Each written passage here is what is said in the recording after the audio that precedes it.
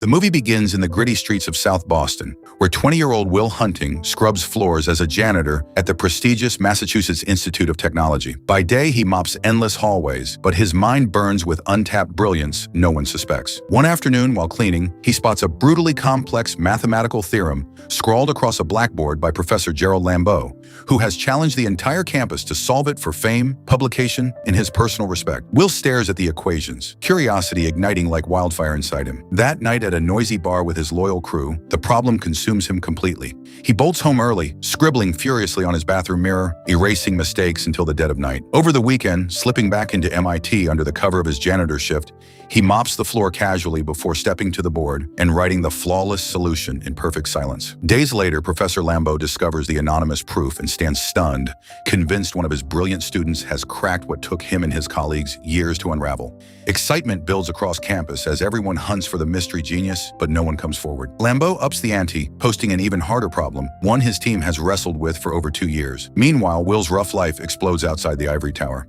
Driving past a group on the street, he spots a childhood bully harassing a woman. Rage takes over. He leaps from the car, fists flying in a brutal street brawl. Police sirens scream, and Will is hauled away in cuffs while his friends try desperately to pull him back. The next morning in a packed lecture hall, Lambeau teases the class about the math magician who solved his challenge, but silence hangs heavy. Frustrated, he reveals the new impossible equation. That same day, Will walks free from the station with a court date looming. Back at work that evening, he can't resist glancing at the fresh problem and begins scribbling the answer quickly before anyone notices. Lambeau catches him mid-stroke, mistaking him for a vandal, but Will vanishes down the corridor like a shadow. When the professor returns to the board, the correct solution stares back at him. Realization hits like lightning. Oh my God. Fired on the spot and banned from campus, Will drowns his frustration at the bar, joking that management was restructuring. Desperate to unmask the genius, Lambeau tracks him to the janitor's office and learns the shocking truth. Will isn't a student, he's doing court-ordered community service. The very next day at Will's hearing, he defends himself brilliantly, quoting law and philosophy with razor-sharp precision,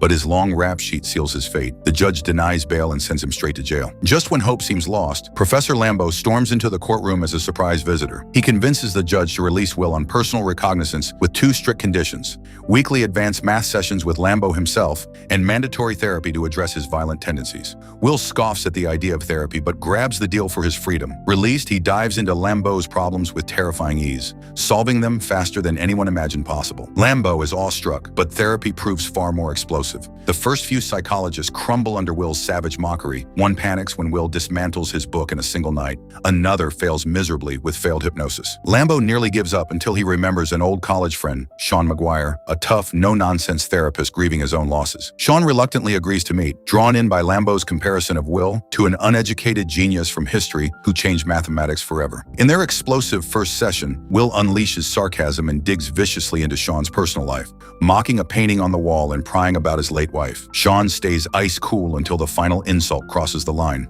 His voice drops to a deadly whisper. "If you ever disrespect my wife again, I will end you. Time's up." Will walks out shaken, but Sean insists on continuing, sensing something deeper beneath the armor. Meanwhile, Will meets Skylar at a Harvard bar. Sparks fly instantly. She's smart, beautiful, wealthy from her late father's inheritance, and headed to Stanford for grad school. Their first date ends with a perfect kiss at a late-night diner, but Will keeps his walls sky high. In their next therapy session, Sean moves it outdoors to a park bench overlooking the city.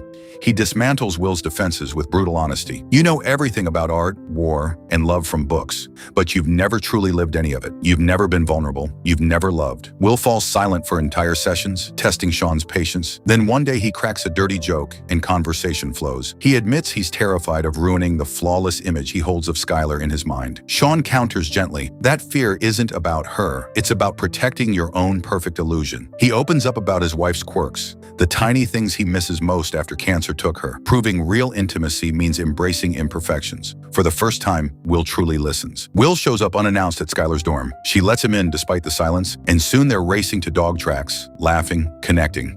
Skylar presses him about his family. Will spins wild lies about 12 older brothers. She laughs but insists on meeting them eventually. Their bond deepens, yet the truth festers beneath every smile. Sean shares the story of skipping a rare Red Sox game because he met his future wife at a bar instead. No regrets. Will absorbs it, but fear still grips him. Skylar introduces herself to Will's real friend, friends, fitting in effortlessly with beer and jokes. The night ends on a sour note when Chucky teases that once she sees the real Will, she'll drop him. Tension rises. Lambeau meets Sean at a diner, furious that Will isn't chasing the high-powered jobs he's lined up. Sean refuses to force anything. Will must choose his path. But when Will skips a crucial meeting, Chucky shows up instead, demanding cash and tanking the opportunity with crude behavior. Alone with Skylar one night, she drops the bombshell. "Come with me to California for Stanford." Will panics, spewing excuses. She calls him out. He's hiding in Boston because he fears real competition. Rage erupts. Will accuses her of seeing him as a fling because he's poor. Tears streaming, Skylar begs him to be honest. She confesses she loves him. Will's response cuts like a blade. "I don't love you," he storms out, leaving her heartbroken. The fallout hits hard. Lambeau confronts Will about the ruined job prospects. Will erupts, declaring he's smarter than Lambeau and doesn't want this life of academic torture. At an NSA interview promising power and prestige, Will flat out refuses, mocking their surveillance empire. In therapy, Sean presses, "Why turn it down? Why hide at MIT? What do you really want?" Will deflects with sarcasm about laying bricks or herding sheep forever. Sean sees through it and kicks him out. "You're not being honest with me or yourself." Time drags. Will calls Skylar, whispering, "I love you," but she's done waiting and leaves for California. He sinks back into construction work with Chucky, partying like nothing's changed. Lambeau threatens jail if Will skips more sessions. During a break, Chucky confronts his best friend head-on. "You're throwing away a gift most people would kill for. Every morning I dream of pulling up to your house and seeing you finally gone, out of this hole, using what's inside you. If a friend told you your talent was being wasted and you were scared to leave your comfort zone, what would you do? Drop it in the comments below. I'm reading everyone." Lambeau accuses Sean of sabotaging Will's future out of jealousy. Sean fires back. "You've never understood what it means to be alone your whole life. Never learning to accept love. You'd crush him just to prove you're right." The argument ends with Lambeau storming out. Alone again, Sean reveals his own brutal childhood, beaten by an alcoholic father, and repeats the words that will change everything. "It's not your fault." Will resists, then crumbles, sobs tearing through him as years of buried pain finally surface. In their final session, Will announces he's taking one of Lambeau's corporate jobs and seems content. Sean smiles, hands him his number, and reveals he's taking a trip. Time to live again. That night, Will's friends surprise him with a beat-up car rebuilt from scrap for his birthday. Lambeau and Sean share a quiet drink, bearing old grudges. The next morning, Chucky pulls up to Will's place as always, honking, but the house is empty. A note waits in Sean's mailbox. Sean opens it with trembling hands. Will has quit the cushy job, left Boston behind, and driven west to California to find Skylar and fight for the life he almost destroyed.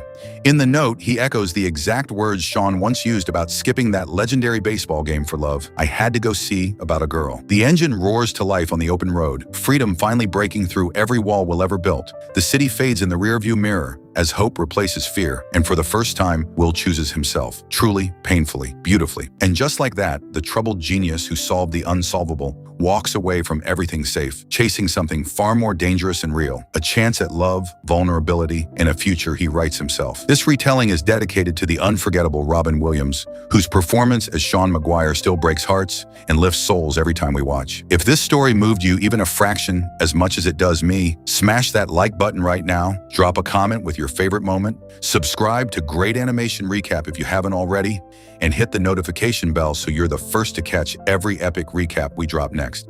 Thank you for watching. Now go see about your own girl, your own dream, your own life. We'll see you in the next one.